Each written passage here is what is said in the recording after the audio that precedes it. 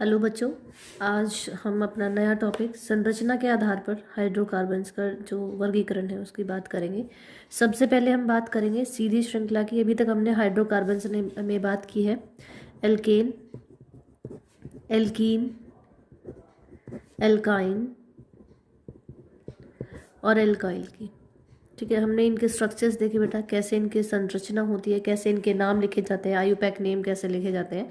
आज हम बात करने वाले हैं संरचना के आधार पर हाइड्रोकार्बन्स को हम कैसे वर्गीकृत कर सकते हैं। संरचना के आधार पर हम अपने हाइड्रोकार्बन्स को 3 कैटेगरी में बांट सकते हैं। पहला है बच्चे सीधी श्रृंखला, और दूसरा है शाखित श्रृंखला, और तीसरा हमारे पास है साइक्लो वाला। ठीक है, पहले हम बात करेंगे सीधी श्रृंखला की। सीधी श्रृंखला का मतलब होता है जब कार्बन आपके पास ऐसे चेन में लगे होते हैं। ठीक है, जब कार्बन सीधी ऐसे श्रृंखला में लगे होते हैं तो उनको हम कहते हैं सीधी श्रृंखला। जैसे मैंने यहाँ पर हेक्सेन का स्ट्रक्चर बनाया है, 1 2 3 4 5 6 कार्बन है आपके पास। इसका मतलब क्या हुआ बेटा, 6 कार्बन है और सारे सिंगल आबंध के साथ है, एक एक आबंध लगा हुआ है, तो हेक्सेन हो गया आपके पास। मैं इसको या तो हेक्सेन लिख सकती हूँ, और लेकिन अगर मुझे श्रृंखला दिखानी है सीधी है तो मैं इसको लिख सकती हूँ एन हेक्सेन। ठीक है, तो दूसरा स्ट्रक्चर मैंने यहाँ पे पेंटेन का बनाया, जैसे 1 2 3 4 5। या तो सिंपल मैं इसको पेंटेन लिख सकती हूँ या मैं इसको लिख सकती हूँ एन पेंटेन। एन जो है यहाँ पे वो ये दर्शाता है कि यहाँ पर जितने भी कार्बन है वो सब एक सीधी श्रृंखला में लगे हुए हैं। ठीक है बेटा, अब नेक्स्ट हम लोग बात करने वाले हैं शाखित श्रृंखला की।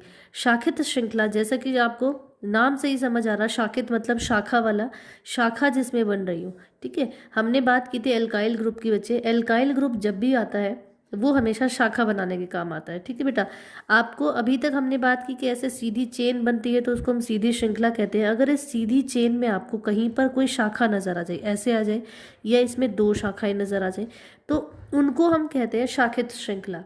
क्या कहते हैं? शाखित श्रृंखला। ठीक है बेटा, जब भी शाखा बनेगी हमेशा वो एल्काइल ग्रुप के साथ बनेगी। जैसे CH3 बना दिया मैंने, यहाँ पे C2H5 लिख दिया, तो यहाँ पर जो एल्काइल ग्रुप है वो हमेशा शाखा बनाने के काम आता है, तो शाखा में हमेशा एल्काइल ग्रुप रहेगा। ठीक है, अब हम इसको पहचानेंगे कैसे। जैसे ये हमारे पास क्या है बच्चे, 1 2 3 4 5, 5 कार्बन मैंने सीधी श्रृंखला में लगाए हैं, और कहीं पर एक, जैसे मैंने यहाँ पर दूसरी पोजीशन 1 और 2, दूसरे कार्बन पे मैंने क्या लगा दिया, CH3 लगा दिया। ठीक है, CH3 मतलब जैसे मैंने यहाँ दिखाया आपको कि दूसरे कार्बन पे मैंने CH3 लगा दिया। आप जब भी नाम लिखते हैं बेटा, देखो नाम लिखने के लिए हमारे पास क्या होता है, एक रूल होता है कि आप 1 2 3 ऐसे पोजिशन भी काउंट कर सकते हो कार्बन की, या आप इस तरफ से भी कर सकते हो, लेकिन हमें वो पोजीशन लेनी होती है जहाँ पर हमें शाखा की मिनिमम पोजीशन आए। जहाँ शाखा हमारी सबसे कम पोजीशन पे आ रही है कार्बन की, वो वाली हमें इसकी पोजीशन लेनी होती है। ठीक है, तो यहाँ पर जैसे मैंने 1 2 दूसरे पोजीशन पे क्या लगाया, मैंने मिथाइल ग्रुप लगाया, तो मैं इसका नाम लिख सकती हूँ दूसरी, 2 मिथाइल, मतलब दूसरी, ये 2 आपको दर्शाता है कि दूसरी पोजीशन पर मिथाइल लगा हुआ है। ठीक है, तो 2 मिथाइल, और यहाँ श्रृंखला में, सीधे श्रृंखला में 5 कार्बन है तो पेंटेन हो गया। ठीक है बेटा, मतलब ये 2 आपको बता रहा है कि दूसरी पोजीशन पे मिथाइल ग्रुप लगा हुआ है, और पेंटेन मतलब 5 कार्बन आपके पास सीधी श्रृंखला में है। ठीक है, तो ये हमारे पास आयुपैक नेम होता है इसका 2 मिथाइल पेंटेन। ठीक है, यहाँ पर तो एक ही शाखा बनी है, लेकिन एक और बात बेटा, अगर एक शाखा है तो उसके लिए हम लोग वर्ड यूज़ करते हैं आइसो वर्ड। या तो आप इसको लिख सकते हैं 2 मिथाइल पेंटेन, या हम इसको लिख सकते हैं आइसो। जो आइसो शब्द है वो यहाँ दर्शाता है कि यहाँ शाखा बनी हुई है आइसो। और जब आप आइसो लिख रहे हैं तो सारे कार्बन गिनेंगे, चाहे वो शाखा में चाहे वो श्रृंखला में, तो टोटल 6 कार्बन है, तो आइसो इसको मैं लिख सकती हूँ हेक्सेन। जब आप आइसो वर्ड यूज़ कर रहे हैं तो टोटल कार्बन काउंट करेंगे। जब आप यहाँ पर मिथाइल ग्रुप की पोजीशन डिफाइन कर रहे हैं तो आप यहाँ शाखा में सिर्फ जितने कार्बन है उतने यहाँ लिखेंगे। ठीक है, अगर आपके देखो अभी तक तो हमने एक शाखा की बात की, अगर हमारे पास 2 शाखा बनी हुई है, तो ऐसे बनी है या ऐसे बनी है, तो उसकी बात करेंगे। 2 शाखा है तो उसके लिए हम वर्ड यूज़ करते हैं बेटा नियो शब्द। क्या वर्ड यूज़ करते हैं? नियो। तो जब 2 शाखा होती है तो नियो शब्द का इस्तेमाल किया जाता है, और जब एक शाखा होती है तो वहाँ पर आइसो शब्द का इस्तेमाल किया जाता है। तो जैसे मुझे यहाँ इसका नाम लिखना है, यहाँ 3 कार्बन मेरे पास सीधी श्रृंखला में, और दूसरी पोजीशन पे एक ऊपर मिथाइल ग्रुप लगा है, एक नीचे लगा हुआ है, तो 2 शाखा बन गई यहाँ पे। तो मैं इसको लिख सकती हूँ 2 2 डाई मिथाइल प्रोपेन।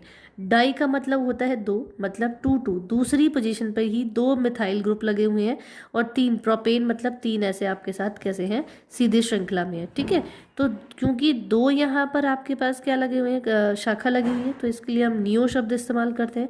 तो इसको या तो मैं लिख सकती हूँ टू टू डाई मिथाइल, या हम इसका नाम लिख सकते हैं बेटा नियो, और टोटल कार्बन हमारे पास 5 है, तो आपके पास आ गया पेंटेन।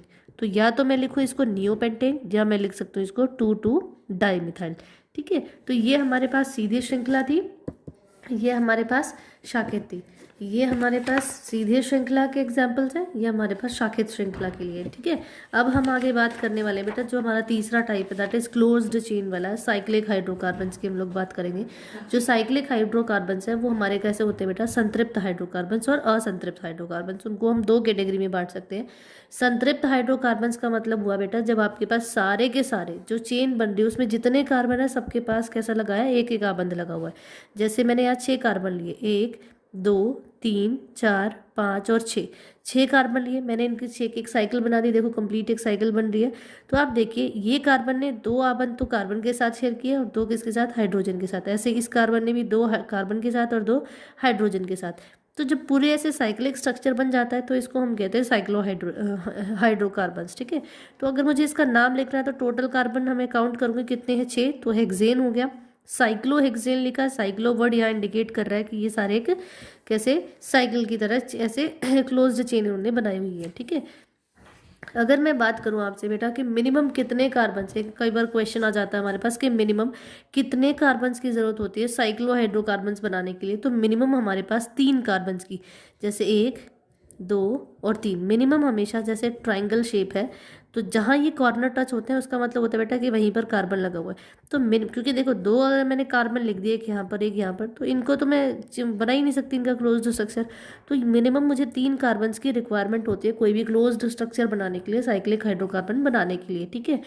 अब मैं बात करती हूँ, जैसे एक और मैंने बात की यहाँ पर साइक्लोपेंटेन की, मैंने 5 कार्बन बनाए, उनको क्लोज कर दिया और इनके इसका नाम क्या हो जाएगा बेटा, साइक्लोपेंटेन।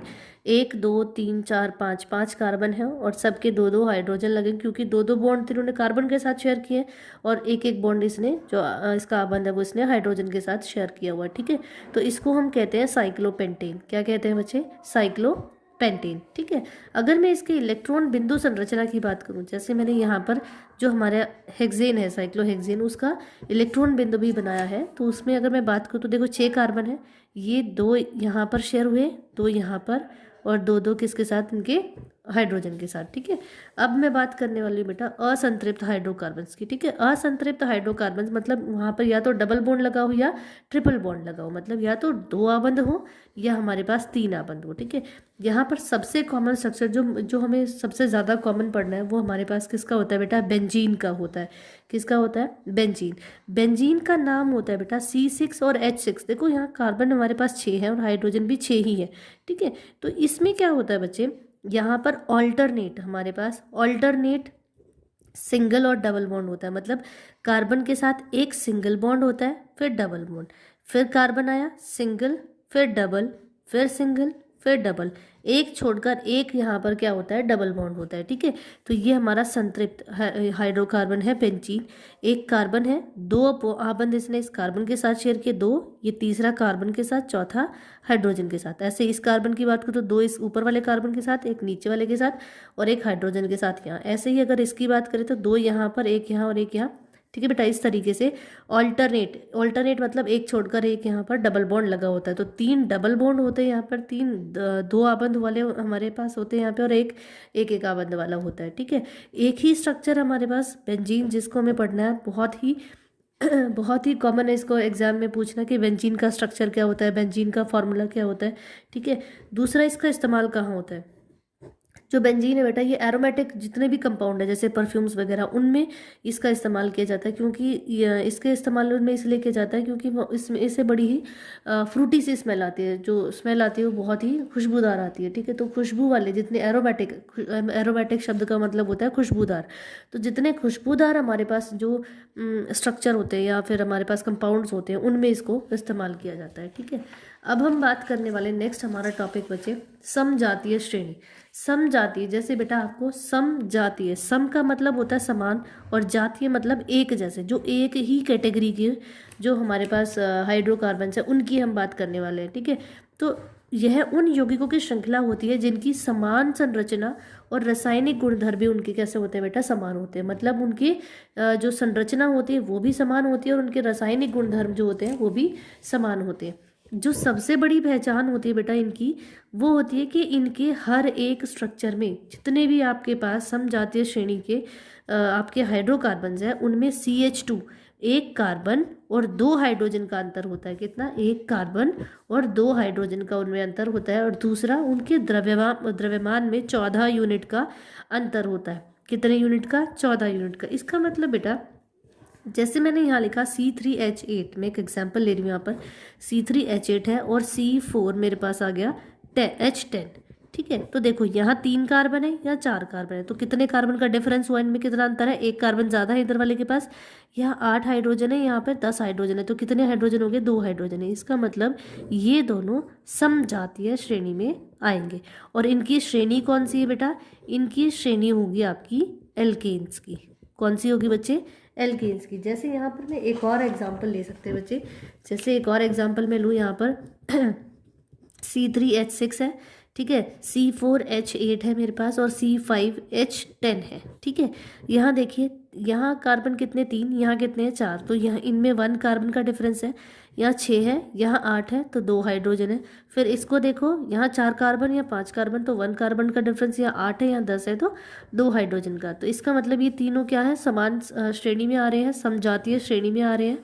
ठीक है, ये तो हो गए इनके डिफरेंस की बात। अब दूसरा हम चेक करेंगे इनकी श्रेणी कौन सी है।